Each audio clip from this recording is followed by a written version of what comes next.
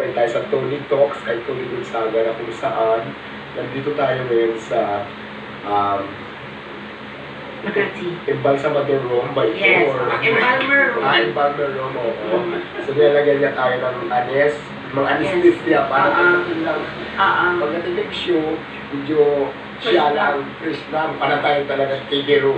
Yes, kasi So, lahat yun. naman tayo may mga imperfections sa katawan. Yes, oo. So ngayon, para ibang legal.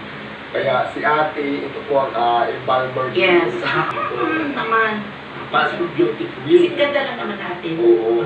So ngayon, kasi kanina medyo hakardos ang lola mo, di ba alam mo naman pinanggalingan ko. Yes. Ang hirap kaya mga lakal. So, maganda hindi naman ako ngayon, para magmukha naman akong shoe Fresh. ko, fresh. Tingnan mo, maglalagay niya yung espalto sa mukha ko. Ilang kilo na ilagay mo? 5 pa lang, no? It's mabigat.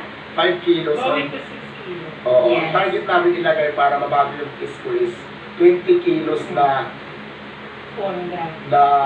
baking powder at saka na harina at saka cornstarch ba ito? Binalay mo dito sa mga ganyan. Medyo may kamahalan din pala, ano. Medyo maalam ito mo kasi actually dapat ang mag-ayos sa akin yung kapitbahay namin Carpentier na busy kaya nakilala ko si ate. Pinapantis dito, sabi ko dito na lang. So yun na, pinumpisahan na. So abangan natin kung anong kalalabasan ng Diwata. Yes. Transformation, build up, tutorial. Ay, tutorial ba to? Ano ba ito ang tawag dito? Ano siya, it's not tutorial kasi Face construction. Face Just construction. Yes. Ano yun? Oo.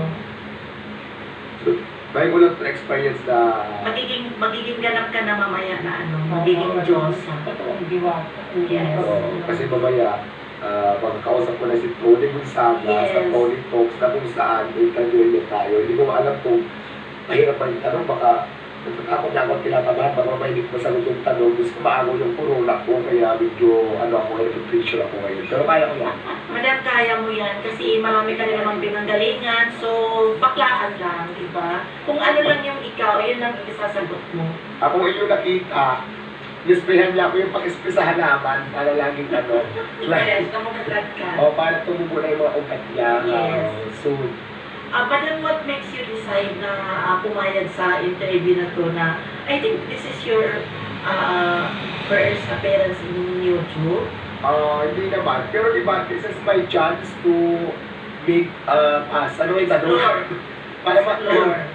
Para dagdag exposure. Kasi dyan na kayo yung kao sa lola ko. Yes. Kasi may sipon. So, ito yung ibang voice ko ngayon.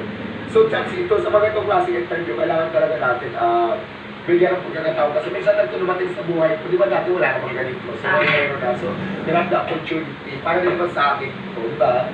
So, yun, nakakatuwa. Masaya ako dahil na-invite ako dito sa Tony Talks. Bira lang dito ang binigyan ng chance para ma-interview sa ganitong klaseng show. Balita ko nga, super excited ka daw. Ayun, hindi ka na nakapag-almusal this morning. Yes. Kasi medyo tinanghali ka rin dahil gabi-gabi ka na natulog kagabi.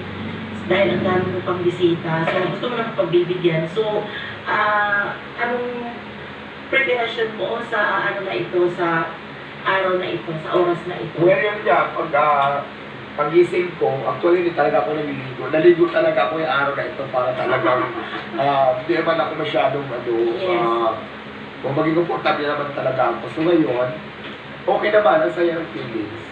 Dahil naniniwala ka ba na kung maliligo ka, mawala ang swerte? So, mananatili dapat. So, pwedeng hindi naman maligo everyday. Oo. Para connect siya. True. Tingin ko lang. Tapos yung sa interview dito kay Tony Talks at saka I'm excited to meet Tony Gonzaga, di ba? Dati pinapanood ko lang siya sa mga TV show, makita siya sa personal. Correct.